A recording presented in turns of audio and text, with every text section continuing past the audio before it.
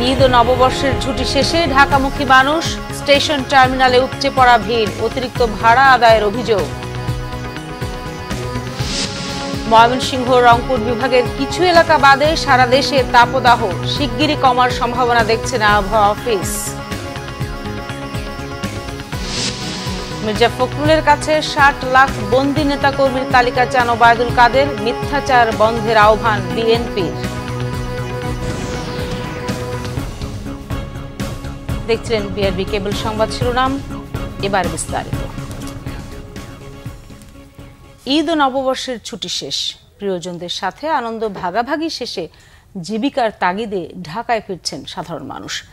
রাজধানীমুখী train ও লঞ্চগুলোতে রাজধানী ফেরা মানুষের ছিল উপচে পড়া ভিড়। ভোরের আলো ফোটার সাথে সাথেই সদরঘাটে ভিড়তে শুরু করে দক্ষিণাঞ্চল থেকে আসা লঞ্চগুলো। অতিরিক্ত ভাড়া আদায়ের অভিযোগ থাকলেও যাত্রাপথে ভোগান্তি না থাকায় স্বস্তি প্রকাশ করেন যাত্রীরা। এদিকে রাজধানী কমলাপুর রেল স্টেশনেও ভিড় ছিল রাজধানী ফেরা মানুষের। প্রিয়জনদের ছেড়ে আসা কষ্টের হলেও ছুটি শেষে জীবিকার তাগিদেই সাধারণ মানুষ ফিরছে রাজধানীতে।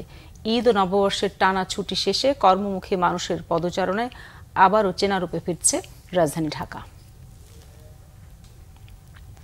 ময়মনসিংহ বিভাগ ও রংপুরের কিছু এলাকা বাদে দেশের অন্য সব এলাকায় মৃদু তাপ প্রবাহ বয়ে যাচ্ছে। চলতি সপ্তাহে ঢাকা বিভাগে বৃষ্টির সম্ভাবনা নেই, বাড়তে পারে রাতের তাপমাত্রাও। আবহাওয়া অফিসের তথ্য, আগামীকাল মঙ্গলবার ময়মনসিংহ ও রংপুর বিভাগের কিছু এলাকায় এবং বুধবার সিলেট ও চট্টগ্রামের কিছু এলাকায় বৃষ্টির সম্ভাবনা দেখা যাচ্ছে। তবে গত ৩ বছরের তুলনায় বৈশাখের প্রথম ও দ্বিতীয় দিনে ঢাকা সহ সারা দেশে তাপমাত্রা ৩ ডিগ্রি কম। ২০২৩ সালের এই সময় ঢাকায় তাপমাত্রা ছিল ৪০.২ ডিগ্রি সেলসিয়াস, যা বর্তমানে ৩৭.৫ ডিগ্রি সেলসিয়াস। উপর দিয়ে মৃদু থেকে মাঝারি তাপ প্রবাহ হয়ে যায়। তা আগামীকালকেও দিনের তাপমাত্রা মোটামুটি অপরিবর্তনীয় থাকতে পারে, তবে রাতের তাপমাত্রা সামান্য একটু বাড়তে পারে। আর বৃষ্টিপাতের সম্ভাবনা সারা দেশেই খুবই কম। আর সামান্য একটু বৃষ্টির সম্ভাবনা আছে আগামীকাল, সেটা হলো ময়মনসিংহ, সিলেট এবং রংপুরের সীমান্তবর্তী এলাকায়। এটা আমরা বলছি এটা ওনার 2 প্লেসেস বা 2-1 জায়গায়, সারা ডিভিশন কিন্তু কভার করবে না। বিএনপির ৬০ লাখ বন্দী নেতাকর্মীর তালিকা প্রকাশ করতে মির্জা ফখরুল ইসলাম আলমগীরকে চ্যালেঞ্জ দিয়েছেন আওয়ামী লীগ সাধারণ সম্পাদক ওবায়দুল কাদের। তা না হলে মিথ্যাচারের জন্য জাতির কাছে ক্ষমা চাওয়ার পরামর্শ দেন তিনি। রাজধানীর ধানমন্ডিতে দলীয় সভাপতির রাজনৈতিক কার্যালয়ে এক ব্রিফিংয়ে ওবায়দুল কাদের বলেন, সরকার হটাতে বিএনপির আন্দোলন করার শক্তি ও সাহস কোনোটাই নেই। দলটির কাছে বাঙালি সংস্কৃতির ইতিবাচক কিছু আশা করে না আওয়ামী লীগ। এদিকে সচিবালয়ে ঈদের পর প্রথম কর্মদিবসে বস্ত্র ও পাটমন্ত্রী জাহাঙ্গীর কবির নানক বলেন, বিএনপির রুহুল কবির রিজভীরা যে দুঃখ কষ্টের বাংলাদেশ তৈরি করেছিলেন তা এখন হাস্যোজ্জ্বল বাংলাদেশে পরিণত হয়েছে। দেশের মানুষ ও সুন্দর ও সুষ্ঠুভাবে ঈদ উদযাপন করেছে বলেও জানান তিনি। অবান্তর বানোয়াট কথা বলে মানুষের কাছে মিথ্যাবাদীতে পরিণত হয়েছেন আওয়ামী লীগের সাধারণ সম্পাদক ওবায়দুল কাদের, বলেছেন বিএনপির সিনিয়র যুগ্ম মহাসচিব রুহুল কবির রিজভী। দুপুরে সংবাদ সম্মেলনে তিনি কথা বলেন। রিজভী বলেন, আওয়ামী লীগের মন্ত্রী ও নেতারা জনগণকে বিভ্রান্ত করার অপচেষ্টা চালাচ্ছেন। একতরফা নির্বাচনের মাধ্যমে ক্ষমতা দখল করে জনগণকে প্রতারিত করেছেন। গত ১.৫ দশকে বেনজির শ্রেণী গড়ে উঠেছে। যারা বিএনপি নেতাদের গুম খুন করেছে তারা সরকারের আশীর্বাদ পুষ্ট হয়ে হাজার হাজার কোটি টাকা কামিয়েছে বলে অভিযোগ তার। এই বাংলার অস্তিত্ব যে সীমানা তা আওয়ামী লীগ বিলীন করে দিতে চায়। ওবায়দুল কাদেরের বক্তব্য ইতিহাস, স্বাধীনতা ও সার্বভৌমত্ব বিরোধী বলেও মন্তব্য করেন রুহুল কবির রিজভী।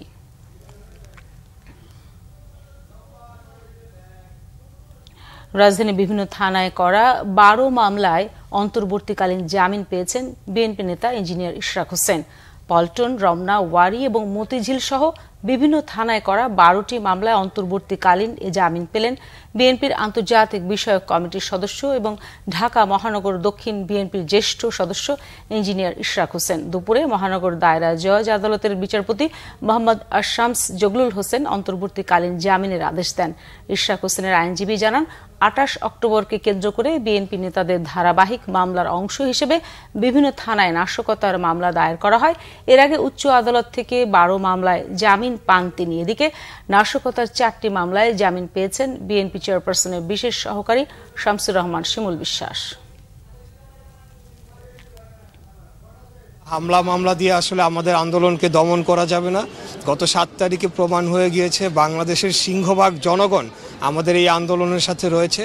আজকে বাংলাদেশের স্বাধীনতা এবং সার্বভৌমত্ব হুমকির মুখে রাষ্ট্রের সকল অন্যান্য যে স্তম্ভ রয়েছে তাদেরও উচিত হবে যে যেভাবে তারা ব্যবহৃত হচ্ছে, রাজনৈতিক উদ্দেশ্যে ব্যবহৃত করা হচ্ছে তাদেরকে, সেখান থেকে যাতে তারা সরে আসে এবং এই ধরনের মিথ্যা মামলায় এখন আমাদের বহু নেতাকর্মীরা কারাগারে রয়েছেন, তাদেরকে যাতে দ্রুত জামিন দিয়ে মুক্ত করা হয়।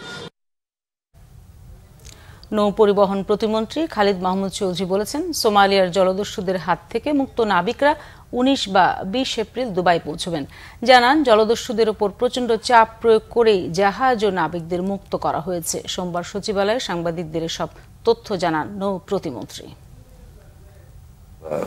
তাদের গন্তব্য যেটা দুবাইয়ের উদ্দেশ্যে যাচ্ছে সেটা 19 তারিখ অথবা 20 তারিখে গিয়ে পৌঁছাবে। তবে মালিকরা খুব ভালো একটা ভূমিকা বলেছে। গতকালকে আমি শুনেছি, কথা হয়েছে যে তারা যদি চায় যে বাংলাদেশে চলে আসবে, তাদেরকে বিমান যোগে বাংলাদেশে নিয়ে আসবে এবং তাদের রিপ্লেস যারা হবে জাহাজে, সেটাও মনে হয় তারা কাজ করতেছে।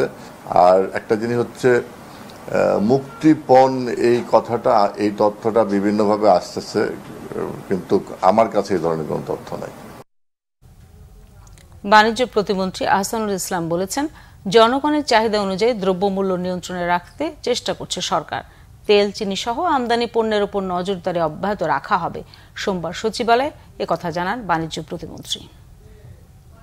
সারা বছর নিরবিচ্ছিন্নভাবে সাধারণ যেটা আমাদের এসেনশিয়াল কমোডিটি আছে এটা সাপ্লাই দেওয়ার জন্য আমরা কাজ করে যাব। আমদানি রপ্তানি বাণিজ্য এবং সেই সাথে আমাদের লোকাল যে ইয়েগুলি সাপ্লাই চেনগুলি আছে এগুলাকে আরো শক্তিশালী করব। তেল, চিনি সহ ইম্পোর্টেড যে গুডসগুলি আছে, হোলসেল মার্কেটের যে জিনিসগুলি, এগুলার উপরেই আমাদের নজরদারি এবং আমাদের ভোক্তার অধিকারের মাধ্যমে অন্যান্য যে ইয়েগুলি আছে সেগুলো আমরা রাখার ব্যবস্থা করব। দর্শক, এই ছিল এখনকার মতো। পরের সংবাদ সন্ধ্যা 6টায়, এর আগে 5টায় রয়েছে নিউজ টপ 10 দেখার আমন্ত্রণ রইল। এছাড়া বাংলাভিশন সংবাদ ও সংবাদ সংশ্লিষ্ট অনুষ্ঠানটি ভিজিট করুন www.bvnews24.com ও facebook.com/banglavision news এবং সাবস্ক্রাইব করুন youtube.com/banglavision news। ধন্যবাদ সবাইকে।